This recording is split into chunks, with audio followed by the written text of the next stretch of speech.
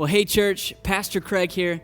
You know, one of my favorite stories in all of Scripture is the conquest of the children of Israel, them taking hold of the promised land that God had given them. And for those of you familiar with that story, it was led by a man named Joshua.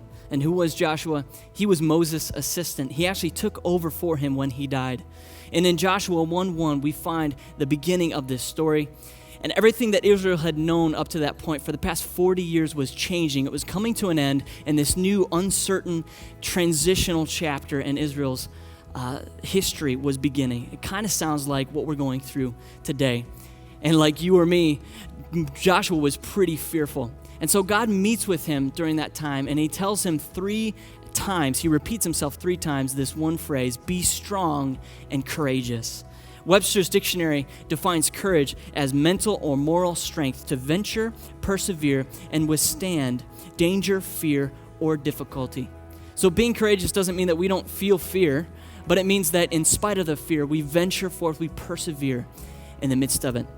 You know, I think of the first responders of the 9/11 terror attacks on our nation, where the first responders looked at the burning buildings and in spite of that danger went in to save countless victims. They truly were courageous.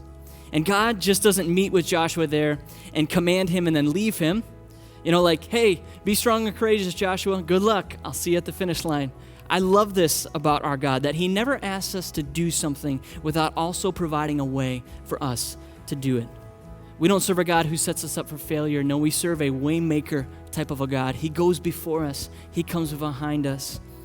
And in verse 9, he gives Joshua the guarantee that would enable him to be strong and courageous. And we actually have this framed on a wall in our house to remind us. He tells Joshua this guarantee: the Lord your God is with you wherever you go.